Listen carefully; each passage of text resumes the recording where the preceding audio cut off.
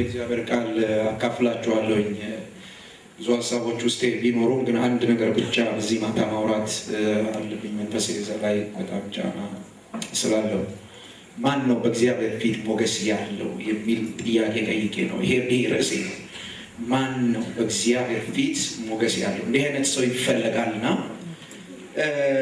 በቤተ ክርስቲያን ውስጥ የአባል ጥያቄ አይደለም የሰባኪ ጥያቄ አይደለም የነቢያት እነዚህ ሁሉ አሉ ዘማሪዎች ሰባኪዎች ፓስተሮች ሐዋርያት አሁን የሚፈልገው በእግዚአብሔር ፊት አክሰፕታንስ ያለው ሰው እግዚአብሔር ሪኮግናይዝ የሚያደርገው ሰውና ከሱ ጋር በወቅታዊ አጀንዳ የሚደራደረው ሰው ማን ነው ይቻላል ወይ ሲጀመር እንዲህ አይነት ነገር ይቻላል ወይ እና ደግሞ እንዲህ ሞገስ ያለው ሰው በእግዚአብሔር ፊት ተቀባይነት ያለው ሰው መቼ ነው የሚፈልገው እንዲህ አይነት ሰው ሁሉ ጊዜ አይደለም የሚፈልገው እንዲህ አይነት ሰው ሁሉ ጊዜ የማይገኝ የሚገርመው ነገር እንዲህ አይነት ሰው ዝም ብላችሁ አታገኙት እንዲህ አይነት ሰው የሚገኝበት ቁልፍ ጊዜ አለ እንዲህ አይነት ሰው ደግሞ ሲገኝ በህይወቱ የሚሆን ነገር አለ እሱ ነገር ነው እንድናይ የሚፈልገው ዘፍጥረት ምዕራፍ 6 ቁጥር 8 እና 9 እሱ እነዚህ ሁለት ጥቅሶች እነዚህ ሁለት ቁጥሮች ላይ ነው የእግዚአብሔር ቃል የምናገረው መጽሐፍ ቅዱስ ምን ብሎ ይናገራል ስለ ኖህ ስለሚባል አንድ ሰውዬ በዚያ ዘመን ኖሮ ስለሞተ ስለዛ ሰውዬ የእግዚአብሔር ቃል ሰውዬው ሞቷል ግን ዛሬ ድረስ በሰውዬው ህይወት እግዚአብሔር እኔና እናንተን ይናገራል ቁጥር 8 እንዲህ ብሎ ይናገራል ኖህ ግን በእግዚአብሔር ዘንድ ሞገስ አገኘ ዋው ኖህ ግን በእግዚአብሔር ዘንድ ሞገስ አገኘ ቁጥር 9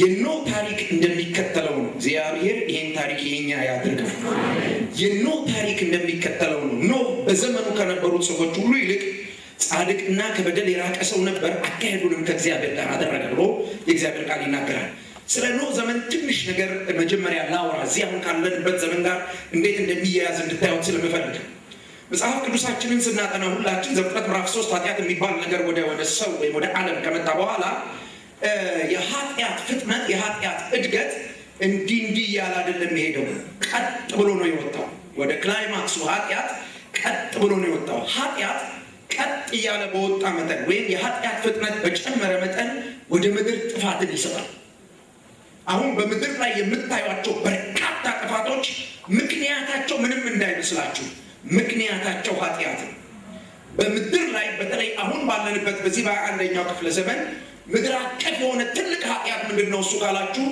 ሰው እግዚአብሔርን ከህይወቱና ከፍጥረት ለማስወጣት ብርቱ ትግል እያደረገ ያለበት ዘመን ሰው ሁሉ በጣም የሚያሳዝነኝ ነገር ቤተክርስቲያን እንኳን ሳትቀር በዚህ ፍልስፍና ተውጣለች በዚህ አስተሳሰብ ተውጣለች ሰዎቹ የዓለምን ታሪክ በሶስት ይከፍላሉ የመጀመሪያው የፍጥረት ጊዜ ነው ሁለተኛው ፍቅር ለዓለም የተገለጠበት ጊዜ ነው አሁን ሶስተኛው ጊዜ ግን ሰው ወደ አምላክነት የሚያድግበት ጊዜ ስለዚህ በቤተ ክርስቲያንም እንዲህ አይነት ስብከቶች አንዳንዴ ያስፈሩኛል ሰው ተኮር የሆኑ ስብከቶች አንተ ውስጥ ያለውን ነገር ተጠቀመው አስነሳው አሳድገው ልቀቀው ከዛ አንተ ወደ እንትን ትሄዳለህ ማንም አያስፈልግህም አምላክ ዘመዶቼ ይሄ ትልቅ ወንጀል በጣም ትልቅ ወንጀል እግዚአብሔርን ከባለቤትነት የሚያስወጣ እግዚአብሔር በአንተ ላይ ባለቤት ካልሆነ እግዚአብሔር በአንቺ ላይ ባለቤት ካልሆነ እግዚአብሔር በእኔ ላይ ባለቤት ካልሆነ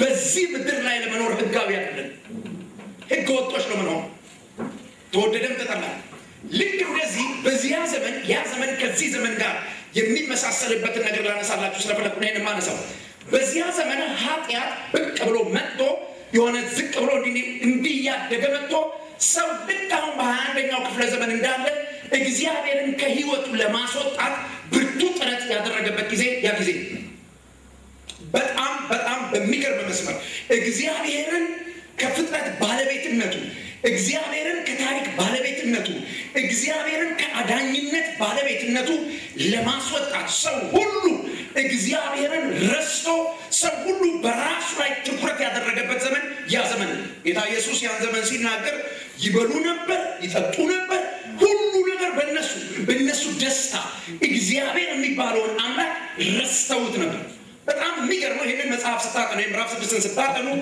የእግዚአብሔር ልጆች የሰውን ሴቶች ልጆች አገቡ ብሎ ይናገራል። እነዚህ እግዚአብሔር ልጆች የተባሉ እነማን ናቸው? እዛ ነገር መለኮታዊ ትንታኔ ውስጥ ገብተን ጭቅጭቅ ውስጥ አንገባም አሁን ጊዜ ስለሌለን። ግን እግዚአብሔር በላያቸው ላይ የተጠራ ሰዎች፣ እግዚአብሔር በላያቸው ላይ ስሙን ያስቀመጠ ሰዎች እግዚአብሔርን አስወግደው ወደ ሰው ስርዓት ሙሉ በሙሉ ያንን ተጋፍተው እግዚአብሔርን አስወጥተው ወደዚያ ጥርግ ብለው የገቡበት ጊዜ ነበር። አደገኛ ጊዜ ነበር። ዘመኑ በጣም ክፉ ጊዜ ነበር። ያ ጊዜ ዋዛ ጊዜ እንዳይመስላቸው።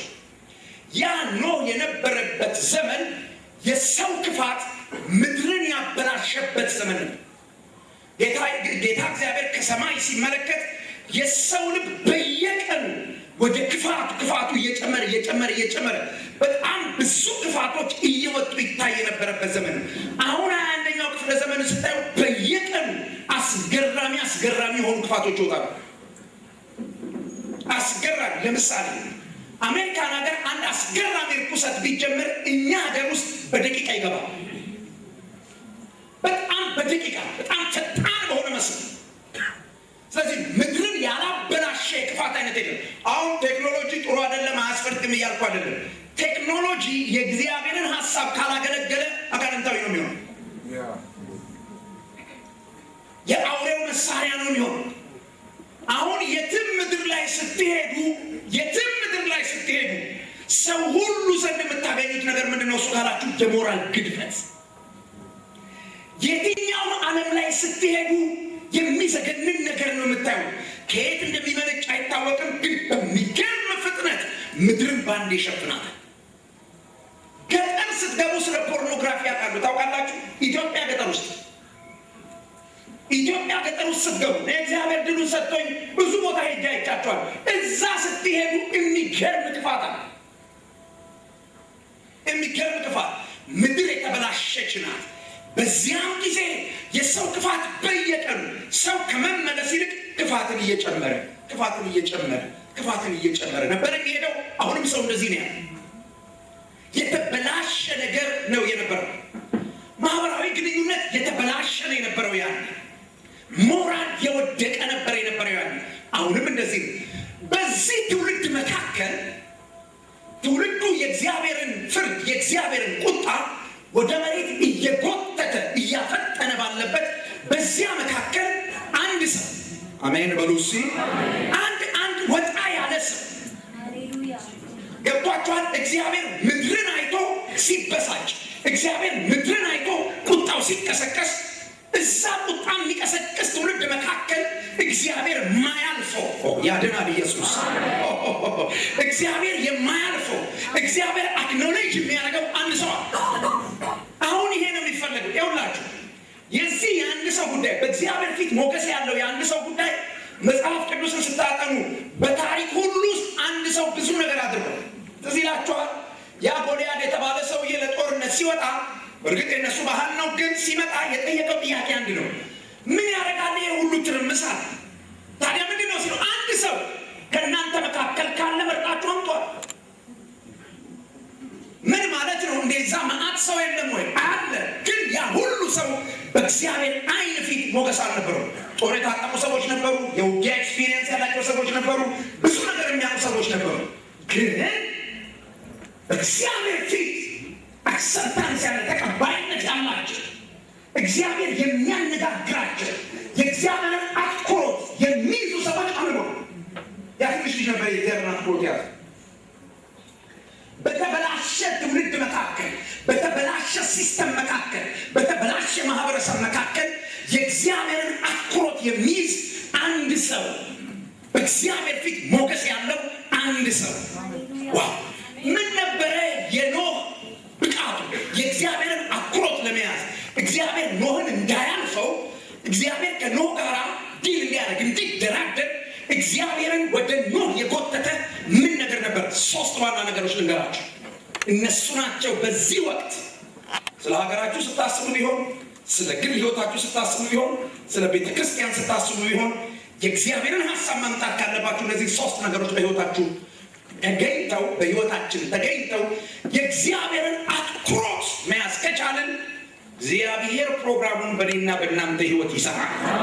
የትውልዱ ክፋት አይከለክለውም። እግዚአብሔር ገብቷችኋል? ትውልዱ የሚያስነሳው አመፅ፣ ትውልዱ የሚፈጥረው ክፋት፣ በየጊዜው የሚነሱ ክፋቶች የእግዚአብሔርን ፕሮግራም ማስቆም አይችሉም። ማን ካለ? በእግዚአብሔር ፊት ሞገስ ያለው ሰው ካለ። ምን ነበረ የኖህ አቅሙ? እግዚአብሔር የእግዚአብሔርን አትኩሮት ጎትቶ የያዘበት አቅሙ ምን ነበር? ተመልከቱ። ኖህ በትውልዱ መካከል ምን አይነት ሰው እንደነበረ መጽሐፍ ቅዱስ እንዲህ ብሎ ይናገራል። ኖህ በሱ ዘመን ከነበሩት ሰዎች ሁሉ ይልቅ የመጀመሪያው ጻድቅ ሰው ነበር። የጽድቅ አቅም ነበር። የጽድቅ አቅም ምን ማድረግ የሚያስችል የእግዚአብሔርን አትኩሮት ወደሱ መሳብ የሚያስችል የጽድቅ አቅም ነበር። ትውልዱ ሁሉ የተበላሸ ነው። ምድሩ ሁሉ የተበላሸ ነው። ሰው ሁሉ በአንድ ባቡር ተሳፍሮ ይሄዳል። እሱ ግን ከዛ ባቡር ላይ ወርዶ የእግዚአብሔርን አትኩሮት በሱ ላይ ማድረግ የሚያስችል የጽድቅ አቅም ነበረው። ኖህ ይሄንን የጽድቅ አቅም ከየት አመጣ ያላችሁ እንደሆነ በሕገ ልቡና ነው ያገኘው። በኖህ ዘመን ሕግ አልተሰጠም። የለም የሚሰበክ ስብከት የለም። የሚዘምር መዝሙር የለም። ነቢያት የሉም፣ አይተነብዩም። እጅ ጭኖ የሚጸልይ ሰው የለም። ጸጋ የሚያካፍል ሰው ምናምን የለም። ይሄ በሌለበት በሕገ ልቡና ኖህ የእግዚአብሔርን አትኩሮት መያዝ ችሎ ነበር። እኔና እናንተ ከኖህ በተሻለ መንገድ የእግዚአብሔር ስም የተቀደሰ ይሁን። በጽድቅ አቅም የእግዚአብሔርን አትኩሮት እኛ ላይ ማድረግ እንችላለን። እንዴት ያላችሁ እንደሆነ ጽድቅ በእኔና በእናንተ ህይወት ውስጥ እንዲገኝ ምክንያት የሆኑ ነገሮች አሉ። የመጀመሪያው ነገር ምንድን ነው እሱ ያላችሁ እንደሆነ የእግዚአብሔር ጽድቅ የኔና የእናንተ እንዲሆን ኢየሱስ ክርስቶስ አምላክ ሰው ኢየሱስ ክርስቶስ አምላክ ሰው መጥቶ በመስቀል ተሰቅሎ ሞቶ በመነሳት የእግዚአብሔርን ጽድቅ ወደ እኔና ወደ አንተ ሽፍት አድርጎታል። ሃሌሉያ። መጽሐፍ እንዲህ ብሎ ይናገራል። ስለ ኃጢአታችን ሞተ፣ እኛን ስለ ማጽደቅ ከሙታን ተነሳ። ቆሮንቶስ መጽሐፍ ምዕራፍ 5 ቁጥር 17 እኛ በእርሱ ሆነን የእግዚአብሔር ጽድቅ። አንድ ሰው አሜን ይበል እስኪ። የሃይማኖት ጽድቅ አይደለም እግዚአብሔርን የሚያረካው። ገብቷቸዋል? እግዚአብሔር የሚረካው በራሱ ጽድቅ ነው። የራሱን ጽድቅ አንተ ጋር ሲያይ፣ የራሱን ጽድቅ አንቺ ጋር ሲያይ የእግዚአብሔር አትኩሮት ተመልከቱ። ኢየሱስ ክርስቶስ በመስቀል ላይ የሰራው ስራ ዋዛ ስራ እንዳይመስላችሁ። አዝናለሁ በዚህ ዘመን ቤተክርስቲያን ይሄንን እውነት ወደ ዳር አድርጋ ብርቀሳና ድርመሳ ትሰብካለች። ይሄ መጨረሻ ትንሽ ስብከት ሚኪ ሞቀኝ ነገር ነው። እናንተ ፈርቼ ነው የቆጥ ለበስኩት አሉ።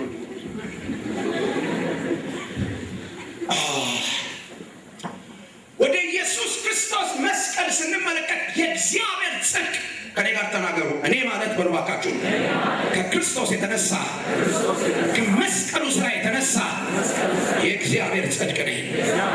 ያመነ ሰው አሜን ይበልስ። ይኸውልህ ኑሮ የሚጀምረው ማንነትን ከመቀበል ነው። ኖህ በሕገ ልቡና በዛ በተበላሸ ማህበረሰብ መካከል በጽድቅ አቅም የእግዚአብሔርን አትኩሮት መያዝ ከቻለ አንተ ደግሞ በኢየሱስ ክርስቶስ ሞትና ትንሣኤ የተካፈልከው የእግዚአብሔር ጽድቅ በአንተ ዘንድ ስላለ ያን ጽድቅ በመለማመድ በዚህ በ21ኛው ክፍለ ዘመን የእግዚአብሔርን አትኩሮት መያዝ ይቻላል። ሁለተኛ አቅም ልንገራችሁ። የጽድቅ ቃል በእጃችን አለ። የእግዚአብሔር ቃል የእግዚአብሔርን ቃል በተማርን ቁጥር፣ የእግዚአብሔርን ቃል በተሰበክን ቁጥር፣ የእግዚአብሔር ቃል በገባን ቁጥር የጽድቅ አቅማችን እየጨመረ ነው የሚመጣው። ለዚህ ነው ማክሰኞ ማታ እዚህ የምንመጣው። ለዚህ ነው እሑድ ጠዋት እዚህ የምንመጣው። ለዚህ ነው በሌሎች የፕሮግራም ቀኖች ስራ ስለሌለን አይደለም፣ የምንሄድበት ቦታ ስለጠፋብን አይደለም።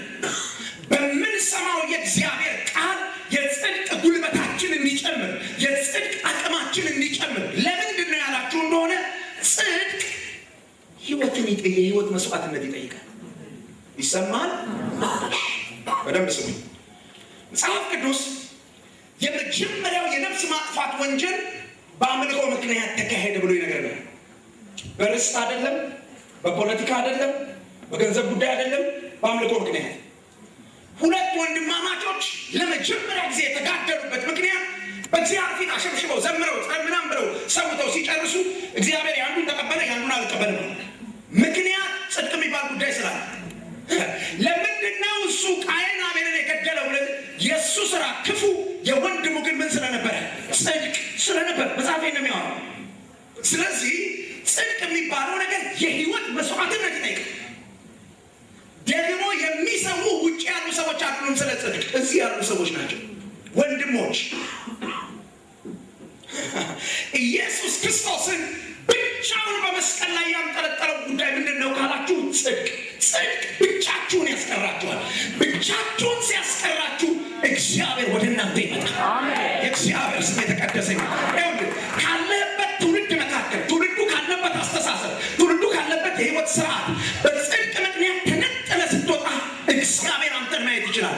ለምን ካልክ ከቅልቅል ውስጥ ስለወጣ፣ ከድብልቅ ውስጥ ስለወጣ አይቸገርም። እግዚአብሔር አንተን ለማየት ያድናል። የኖህ አቅም ጽድቅ ነበር ዘመዶቼ። ከኖህ በተሻለ መንገድ የእግዚአብሔርን አትኩሮት እንድንይዝ የጽድቅ አቅማችን እንዲጨምር የእግዚአብሔር ቃል አለ። ሶስተኛ ይሄ ጽድቅ የሚባል ነገር በእኛ ህይወት እየጨመረ እንዲመጣ የእግዚአብሔር መንፈስ በእኛ ውስጥ አለ። እዚህ ቸርች ችግር አለ ማለት ነው። የእግዚአብሔር መንፈስ በእኛ ውስጥ አለ። በጣም የሚገርመውን ነገር ልንገራችሁ። አብዛኛዎቻችን ስለ መንፈስ ቅዱስ ወይም ከመንፈስ ቅዱስ ጋር ስላለ ግንኙነት ያለን መረዳት ወደ አንድ ጫፍ ያዘመመን። ምን ድረስ ነው ካላችሁ፣ ምናምን ከዛ የሆነ ሰው ይባረውለት ምናምን ብሎ ሲጥለን ከዛ ያለፈ ነገር የለን። ይሄ ወደ አንድ ጫፍ ሄደ። ስሜታችን ላይ ብቻ የረገጠ የመንፈስ ልምምድ ነው። ብራዘር፣ በመንፈስ ቅዱስ ህይወትህ ከተያዘ፣ የእግዚአብሔር መንፈስ በአንተ ውስጥ ካደረ፣ የእግዚአብሔር መንፈስ አንተን የሚመራ ከሆነ፣ የእግዚአብሔር መንፈስ አንተን የሚያወጣና የሚያገባ ከሆነ የእግዚአብሔር ጽድቅ ሳይጓደል በአንተ ህይወት ይሰራል። ለምን? መጽሐፍ እንዲህ ብሎ ይናገራል። እርሱ ሲመጣ ማን? መንፈስ ቅዱስ። በደንብ ስሙኝ። ኢየሱስ ከሞት ከተነሳ በኋላ እነ ጴጥሮስ አብረውት በልተዋል። ለ40 ቀን እያስተማራቸው አብረውት ቆይተዋል። ነገር ግን ለምስክርነት ኳሊፋይድ አልነበሩ፣ ብቁ አልነበሩ። አይተው ነክተውት አብረው በልተው፣ አዎ ያን ትክክል ነገር ለማውራት ማየት ብቻውን በቂ አይደለም። ያን ትክክል ነገር ለማውራት አቅም ይጠይቃል፣ ጉልበት ይጠይቃል። ያ አቅም ያ ጉልበት ማን ነው እሱ ከተባለ እግዚአብሔር መንፈስ ቅዱስ። ብራዘር፣ መንፈስ ቅዱስ በአንተ ህይወት ከመንቀጥቀጥ የዘለለ ስራ መስራት ይፈልጋል። እግዚአብሔር መንፈስ ቅዱስ በአንቺ ህይወት ከመውደቅ የዘለለ ስራ ያድናል። ሰውየው በህገ ልቡና ይሄንን ከኖረ አንተና እኔ በእነዚህ 3 ነገሮች የጽድቅ አቅማችን ጨምሮ በዚህ በተበላሸ ትውልድ መካከል የእግዚአብሔርን ትኩረት መያዝ እንችላለን። በሉና ጮባካቸው ነው። ሁለተኛ የኖህ አቅም ምን ነበር? ከነውር ይርቅ ነበር።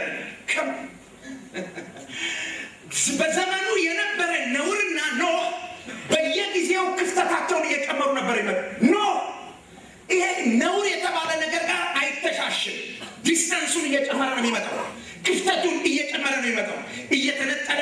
እየተነጠለ ነውር እሱን ሲፈልገው፣ ክፋት እሱን ሲፈልገው፣ በባልንጀሮቹ ሲፈልገው፣ በቤተሰቦቹ ሲፈልገው፣ በስራው ሲፈልገው፣ እሱ ክፍተቱን ርቀቱን እየጨመረ ይመጣል። ከነውር የራቀ ሰው ነበር። ነውርና ኖህ መካከል ዲስታንስ ነው፣ ክፍተት ነበር። ጳውሎስ ይህንን እውነት ሲናገር ሽሽ ጠግባችሁ ላለው ሰውዬ ሽሽ እንጂ አትተሻሽሉ። ሽሽ እንጂ አትተሻሽሉ።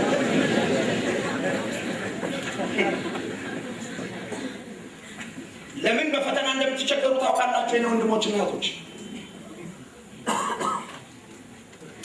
ለምን ጠንካራ መንፈሳዊ ህይወት መኖር እንደሚያቅታችሁ ታውቃላችሁ? ወንድሞች እናቶች፣ ሰይጣን ጉልበተኛ ስለሆነ አይደለም። በዓለም ካለው ይልቅ በእኛ ያለው የሚገርም ኃይል እኛ ውስጥ አለ። የሚገርም ህይወት እኛ ውስጥ አለ። ያን ህይወት ተሸክመን ነው የተለያዩ ነውረኛ ነገሮች ህይወታችንን የሚይዙት። ለምን ያላችሁ እንደሆነ ዲስታንሳችንን እየጨመረን ስለማንሄድ፣ ርቀታችንን እየጨመረን ስለማንሄድ እንተሻሻለን። እዛው እየተሻሸን እዛው እንትን እያልን ዘመዶቼ እስሩ የተሻሻችሁለት ኃጢአት ረጋግጦ ነው የሚገላችሁ። የፈለገ ሰው ቢጸልይላችሁ፣ አንዳንዶቻችሁ የሆነ ጋሽ ቅባቱ የሆነ ሰውዬ ዘይት ላያችሁ ላይ ሲያፈስ ተአምር እንኳን ይኸውልህ በጠርሙስ ያለ ዘይት በበርሜል ቢፈስ አይሆንም። ራስ መጽሐፉ ሽሽ ነው የሚለው፣ ሽሽ ነው የሚለው። ምስለ መስኮት ከፍተህ የሆሊውድ እብዶች የሚዘረግፉት እርኩሰት ካለ እሱም በማጥፋት መሸሻ ነው።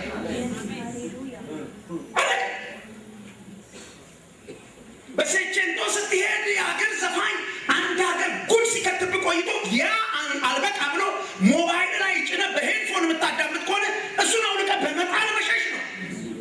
ከነውር ጋር ርቀትን መጨመር። የዚያን ጊዜ ሰዎች ምን ይሄ ፋራ አትሰለጥንም እንዴ?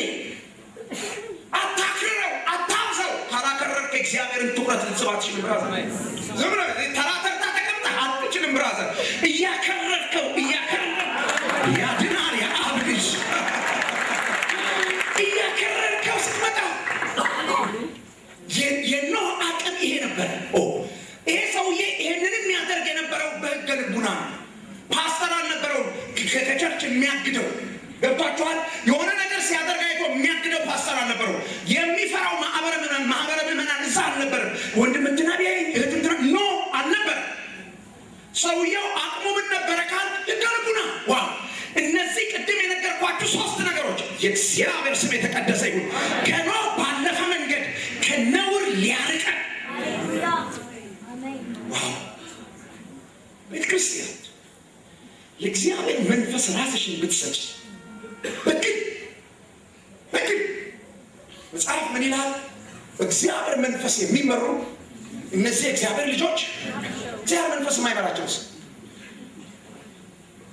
የማን ልጆች ናቸው? የእግዚአብሔር መንፈስ የማይመራቸው የማን ልጆች ናቸው? እናንተ አላችሁን ያለ ነው። ምን ማለት ነው? ግን ጥያቄ ነው የጠየቀው። ኤኒዌይስ የእግዚአብሔር መንፈስ አንተ ጋር ካለ ከነውር ትርቃለህ። ለምን? እንዲህ ተብሎ ተጽፏል።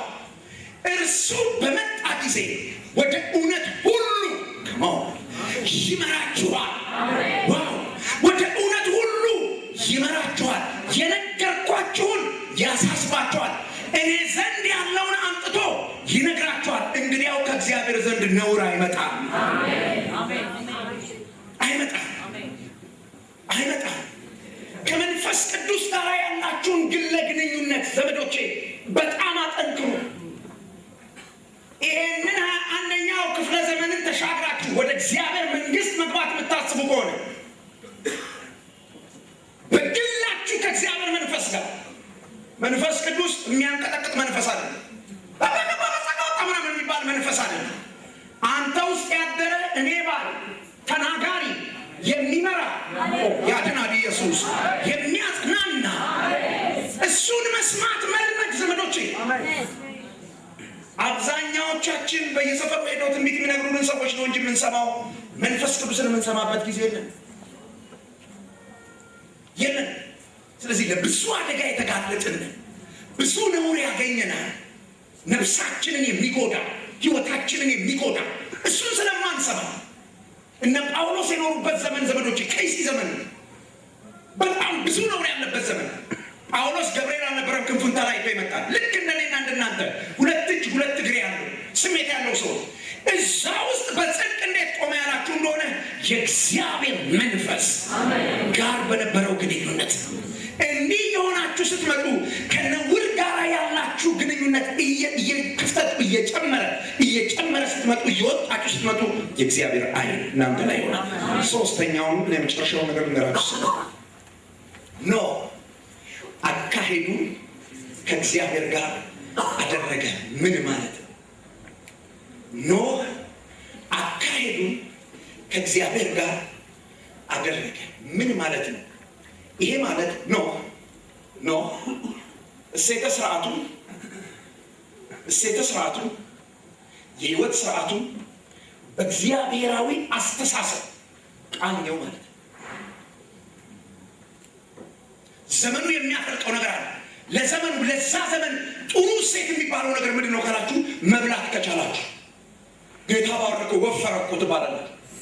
ውፍረት ሴት ነበር። አሁን ዘመን እንዳለ ገባችኋል? አሁን እናንተ ጌታ ባረከው እኮ ዴክስ ነበር የሚነዳው፣ ቪኤት ይነዳል። ብራዘር ቪኤት የነዳ ሰውዬ የተባረከ ከሆነ እንደ እምድ ፍየል ቅጠል እያኘከ ቪኤት ነድቶ እሱ የተባረከ ከሆነ ምን ያደርግልናል ኢየሱስ? ምን ያደርግልኛል? ንገሩኝ። ምንድን ነው የሚሰራልኝ ኢየሱስ? ሰዎች በቪኤት ያላገኙት ኃጢአት ያጎደለብኝን የእግዚአብሔርን ሕይወት ያድናል ኢየሱስ። የእግዚአብሔርን ሕይወት ይዞልኝ ስለመጣ ሁሉ ነገር የሚለካው በዛ የሕይወት ልክ ነው።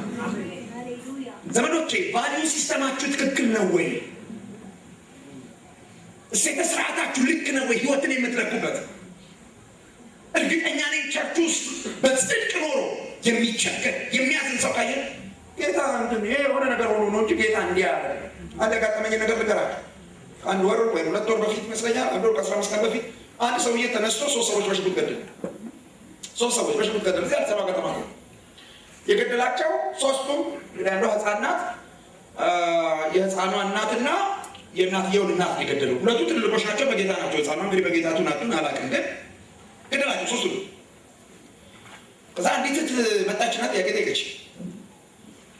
እነዚህን ሰዎች የገደለ እግዚአብሔር ነው ወይስ ሰይጣን አለች። እግዚአብሔርም ሰይጣንም አይደሉም ማለት ማን ነው? ሰውየው በሽጉጥ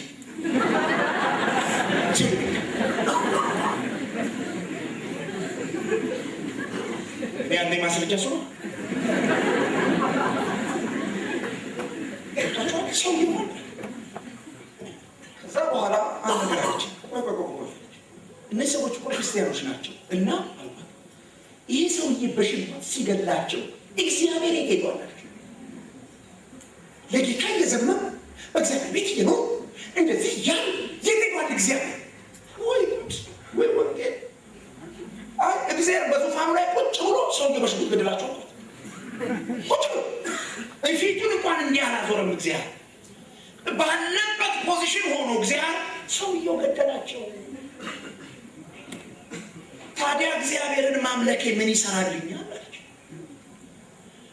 አብዛኛዎቻችን እግዚአብሔርን የምናመልከው ከመኪና አደጋ እንዲጠብቀን ከምናምን እንዲጠብቀን እነሱ ነው የምናመልከው። የተሰበክነው እነሱ ስለሆነ ከማን እግዚአብሔርን የምናመልከው እግዚአብሔር የእኛ ጌታና ባለቤት ስለሆነ ያድናል ኢየሱስ። እነሱ ነው እንደሱ ነው። ለዚህ ነው የውላችሁ እኔና እናንተ የምንፈልገው ነገር ሲሆን እግዚአብሔር ፈቃድ፣ እግዚአብሔር የሚፈልገው ሲሆን ይሄ እግዚአብሔር ፈቃድ አይደለም ማለት ገብታችሁ። እግዚአብሔር የሚፈልገው ሲሆን እናጸልያለን በዘይትም በምና እኛ የምንፈልገው ከሆነ ትንቢቱን እንኳን አንመረም ምናምን ብለን እንዳጥነው እግዚአብሔር የሚፈልገውን የተናገረ እንደሆነ ጉድ ነው የሚፈልገው።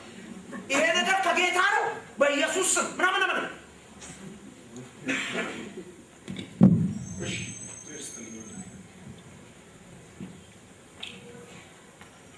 ኖ ግን ዘመኑ ልክ ነው ከሚለው ነገር ጋር አይደለም የሚሄደው። የእሱ ስሜት የእሱ ፍላጎት ልክ ነው የሚለውን አይደለም ልክ ነው የሚለው።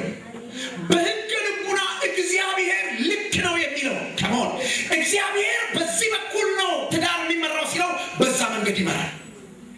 በዚህ በኩል ነው ንግድ ልክ ሲለው በዛ መንገድ ንግዱን ይመራል። በዚህ በኩል ነው ማህበራዊ ግንኙነት ልክ ሲለው በዛ በኩል ትውልዱ በሌላ መስመር ይሄዳል። ከዛ በተቃራኒ እግዚአብሔር ይሄዳል። ሰውየው ብቻውን ከእግዚአብሔር ጋር ይሄዳል። ይሄን ሰውዬ እግዚአብሔር አገኘው። የእግዚአብሔር ስም የተቀደሰ ይሁን። የመጨረሻው ንግግሬን ስም በእነዚህ 3 ነገሮች አማካኝነት የእግዚአብሔርን አትኩሮት መያዝ ለምን ያስፈልጋል ያላችሁ እንደሆነ እንድንበረቅስ፣ እንድንደረምስ፣ እንድንፈረክስ አይደለም። ታዲያ ምን እንዲሆን ነው? ምንድነው? ለምንድነው እሱ ያላችሁ እንደሆነ እግዚአብሔር የጀመረው የዘላለም ፕሮግራም በእኔና በእናንተ ህይወት እንዲቀጥል አንድ ሰው አሜን ይበልስ። ዛሬ ማታ እዚህ ቤት በጣም ብዙ ህዝብ አለ። የዚህ ጉባኤ ይሄ ጉባኤ እዚህ ቤት ለመገኘቱ ኖህ ያገለገለው አገልግሎት ዋነኛ መሰረት ኖህ ያን እግዚአብሔር ባያገኘው ኖሮ ዛሬ ማታ ይሄ ጉባኤ ዛሬ ማታ ይሄ ወይ ልክ እግዚአብሔር አትኩሮቱን ሲይዝበት መጣና ኖ ቤት ልስራልን አይደለም ያለ መጣና እንደዚህ ያለው እግዚአብሔር ነው አቤት ምድር ላጠፋ ነው እና ሲለው መርከብ ትሰራለህ ለማን ለኔ ልነግድበት ኖ ልትነግድበት ነው። ሰውየው ስለ መርከብ አያውቅም። ከዛ በፊት ምንም አያውቅም። ይኸውላችሁ አሁን በቸርች ብዙ አገልግሎት በልምድ ነው የምንሰጠው። ሚኪ ሲያገለግል ብዙ ጊዜ ያሉ ሰዎች ሚኪ የሌለበት ሌላ ጉባኤ ሲቆሙ ብታዩቸው ሌላ ሚኪ ናቸው። በቃ ሌላ ሚኪ ንግግራቸው፣ ጫወረጫጨታቸው፣ ድምፅ አወጣጥ ኤቭሪቲንግ እሱ የሚያደርገው ነገር ነው። ካሜራ ኖ እንደዚህ ያላረገ ብራዘር የእግዚአብሔር አትኩሮት እሱ ላይ ስለነበረ በትውልዱ መካከል ማንም ያላገለገለውን አገልግሎት ከእግዚአብሔር እጅ ተቀበለ። ሃሌሉያ! ነገር አልደገመም ነው።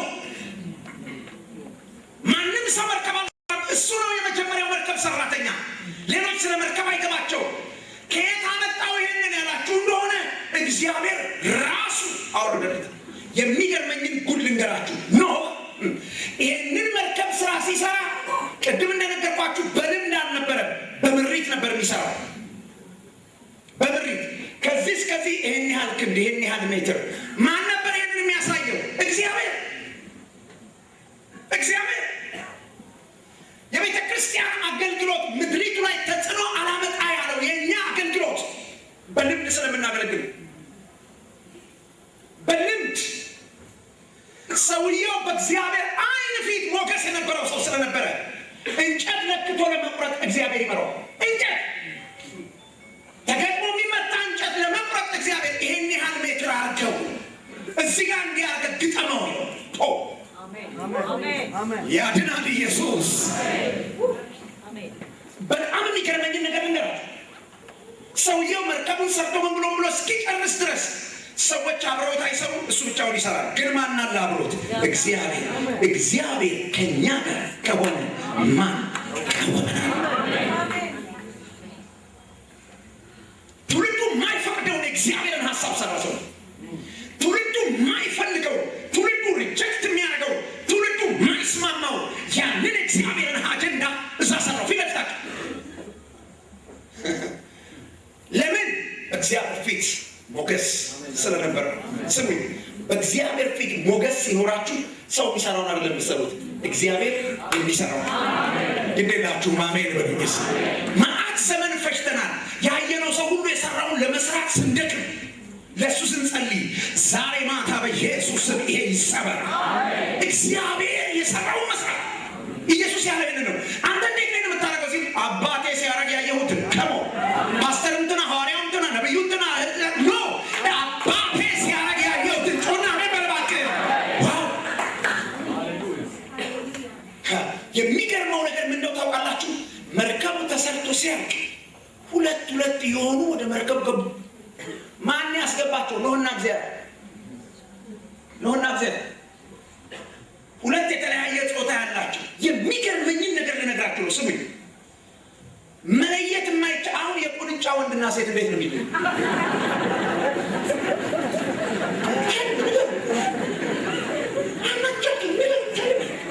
ነው አልነበሩም። ቁንጫና ምናምን ጋር ነው እንደሱ ዳታስ። ምክንያቱም እግዚአብሔር ፍጥረትን ዘፍጥረት ምዕራፍ 1 ላይ ሰርቶ ይሄ ነው የሚባል ሰውዬ እንዴት ነው የገቡት እነዚህ ነገሮች? እኔ እግዚአብሔር ይግባው ችግር የለብኝ። ነው እንዴት ነገር ቆሽ ቁንጫ በጣም ትንሽ አረቀዋል። የወፍ ወንድና ሴት ይለያል። ግን ቢቶ እንዴት አድርጋችሁ ነው የምትለዩዋቸው? ከሞ በእግዚአብሔር ፊት ሞገስ ያለ ሰው ከሆን በሰው አእምሮ ስለማትሰራ በእግዚአብሔር አእምሮ ስለምትሰራ እግዚአብሔር የሚያየውን ታያለህ። አሜን በለባከ This is Christianity, brother. መንፈሳዊነት ይሄ ነው። እግዚአብሔር የሚያደርገውን ማድረግ፣ እግዚአብሔር የሚያስበውን ማሰብ። አየ ምናምንማ ሰው ሁሉ ነው የሚያስበው። ይህ አይነት ሰው ነው። አንተ እስቲ ተመልከት። ይኸውልህ አንተ የእግዚአብሔር ልጅ ነኝ፣ ከእግዚአብሔር ተወልጃለሁ፣ የእግዚአብሔር መንፈስ አለብኝ ብለህ እንደ ማንኛውም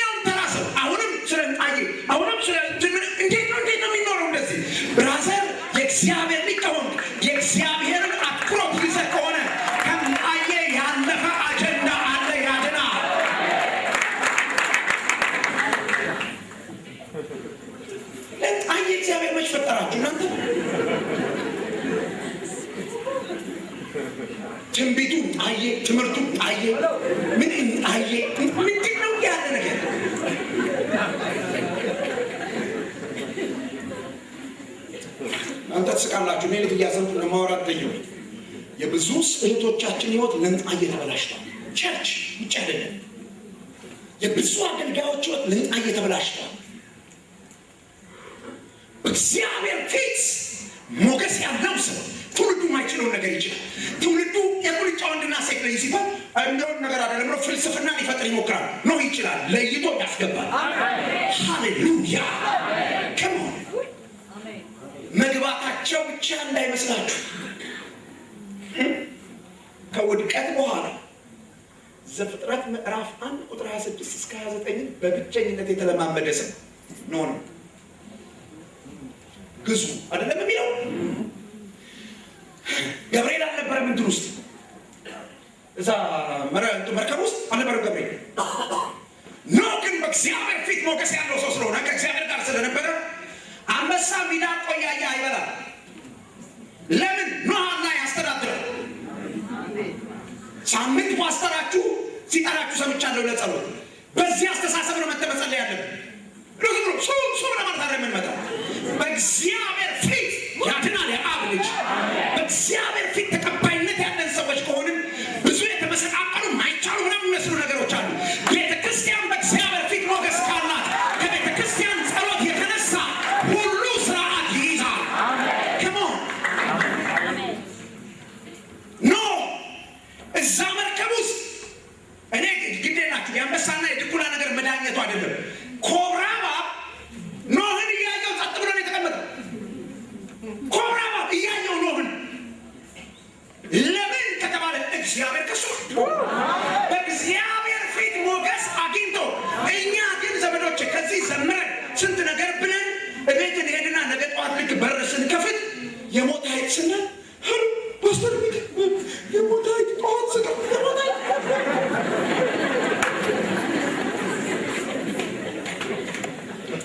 እውነት አደከማችሁ። ለሞት ኃይል ጸልዩ ስንጸልይ ለሞት ኃይል ዘይት ላይ ስንጭን ምን ያለ ነገር ነው እንዲያለ ነገር የሞት ኃይል በቃ ብድግ አድርጋችሁ ኖሩ። እናንተ ሰዎች አምላክ አላችሁ ወይ? በእግዚአብሔር አይን ፊት ነው ወይ ያላችሁ? እግዚአብሔርን አትኩሮት ይዛችኋል ወይ? የሞት ኃይል አይደለም በህይወት ያለ ሲሆን ደጅሽ ላይ ቢመጣ ምንም አያመጣም። ጥያቄው በእግዚአብሔር ፊት ሞገስ ማግኘት ነው። አሁን ኢትዮጵያ ለምትባለው ምድር ሞገስ ያላት ቤተክርስቲያን፣ ሞገስ ያለው ነቢይ፣ ሞገስ ያለው ፓስተር፣ ሞገስ ያለው ሐዋርያ እንጂ የወረቀት ነብር አይደለም የሚያስፈልግ። ከሞን ስሙኝ እናንተ ሰዎች፣ የትውልድ አጀንዳ ነው እናንተ እጅ ነው። እግዚአብሔር ኖህን ሲያገኘው ትውልድ ሁሉ ታሪኩ ሲዘጋ በኖህ አገልግሎት የእግዚአብሔር ፕሮግራም ጨረስኩ። ስብከቴን አጠገባችሁ ላለው ሰውዬ በእግዚአብሔር ፊት ሞገስ አለው ይበሉት። በእግዚአብሔር ፊት ሞገስ አለው ይበሉት። ሞገስ ካለ ይበሉት። እግዚአብሔር በኢትዮጵያ የሚሰራውን የእግዚአብሔርን ፕሮግራም ማንም ባይኖር በአንተ በኩል ያስቀጥለዋል። ያንን የሰው ጮማኔ ራስ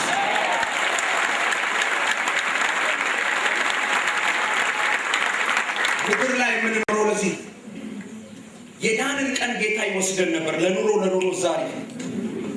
እውነት ለኑሮ እዛ አሪፍ ነው። አያታስቡ ምንም ያሳብ ሰላም ነው እዛ። እዚህ ለምን ነው የቆየሁት የሰነበትኩት? ለምንድን ነው እዚህ የተበላሸ ሲስተም ውስጥ ካላችሁ ስራ ስላለ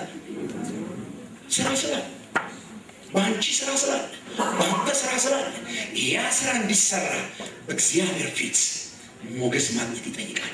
እንዴት ሞገስ አገኛለሁ? በጽድቅ አቅም ከነውር ጋር ያለኝን ርቀት በመጨመር ከእግዚአብሔር ጋር አብሬ በመሄድ የእግዚአብሔርን አትኩሮት ይይዛለሁ። በዚያን ጊዜ እግዚአብሔር ትውልዱን የሚያስመልጥበትን አጀንዳ ማንም ያልተቀበለው ማንም ብዙ ሰዎች እግዚአብሔር ራዕይ ሰጠን ምናምን ብለው ተነስተዋል አይደል? ኦኬ እነሱ ላይ ጥያቄ የለኝም፣ ችግር የለብኝም። ነገር ግን ዛሬ ማታ ጸልያለሁ በእግዚአብሔር ፊት በትክክል ሞገስ ያላችሁ ሰዎች እርግጠኛ ሆኜ እነግራችኋለሁ፣ ማንም ያልተቀበለውን የምትበሉበትን ሳይሆን ትውልድ የሚድንበትን ነገር እግዚአብሔር ይሰጣችኋል። ተስማማችሁ ብዙዎቻችሁ ወደ እንትን የምትበሩበትን አይደለም የእግዚአብሔር ሐሳብ የሚቀጥልበት ያድናል የአብ ልጅ ያድናል የአብ ልጅ ዛሬ ማታ ማን ነው በእግዚአብሔር ፊት ሞገስ ያለው ትልቅ አጀንዳ ከእግዚአብሔር ለመቀበል የተዘጋጀ ትልቅ አጀንዳ የመለኮትን አጀንዳ የመለኮትን ልብ ሐሳብ እግዚአብሔር ሳይንቀው አምኖ እንካ ብሎ መርከብ የሚሰጠው ሰው ማን ነው እሱ ዛሬ ማታ ሁሉ ሰው ይጸልይ እንዳታጎነበሱ ለሰው አጎንብሰው ሲጸልይ ስለሚሰሙትን ሊያረጋቸው አሜን ሰምታችሁኛል የሰሙትን ሊሆን እርግጥ እግዚአብሔርን ቃል ሰምታችሁ ከሆነ የእግዚአብሔር መንፈስ በእናንተ ላይ ይመጣል ሌላ ሰው ትሆናል ሁሉ ሰው ይጸልይ መንፈስ ቅዱስ የሰማሁትን መሆን ፈልጋለሁ በቃ በአንተ ትግል አይደለም የሚሆነው በአንተ በቃ ወሰናለሁ ምናምን በሚለው ብቻ አይደለም የሚሆነው ብራዘር አሁን መወሰን ሊያስፈልግ ይችላል ነገር ግን የእግዚአብሔር መንፈስ ያስፈልጋል ክፈት አንደበትህ ወደ ጌታ ሃሌሉያ አንድ የተለየ የእግዚአብሔር እጅ በመካከላችን አልፎ ለሰዎች አቅም ይሰጣል የእግዚአብሔር መንፈስ ሃሌሉያ ከመንቀጥቀጥ ያለፈ ከልሳን ያለፈ ከመውደቅ ያለፈ ሌላ ሰው የሚያረግ የእግዚአብሔር መንፈስ ቅዱስ ጎኝ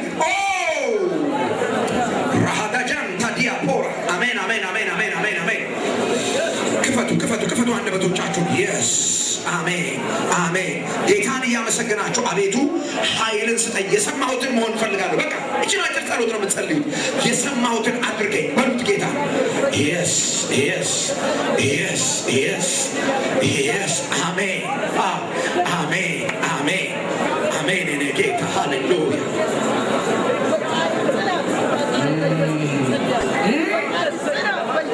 yes yes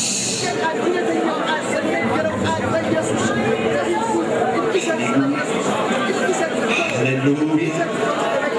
Hallelujah. Hallelujah. Amen. ሞገስ ያለው ትውልድ በዚህ ቀስቀስ ጌታ መንፈስ ቅዱስ ቃልህን አምጥተሃል መንፈስ ይምጣ የዚህ ቃል መንፈስ በወንድና በሴት ልጆች ላይ በእኔ ላይ ሃሌሉያ አሜን አሜን አሜን ኦ አሜን ያንተን አጀንዳ መቀበል የሚችል ሞገስ ያለው ሰው ያንተን ቀጣይ ስራ መቀበል የሚችል ሞገስ ያለው ሰው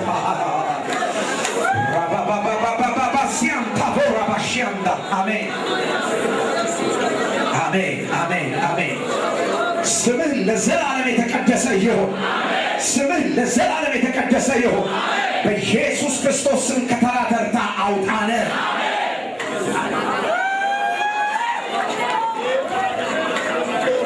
እቺን ቃል ከኔ ጋር ተናገሩ የጌታ የእግዚአብሔር መንፈስ በሉሲ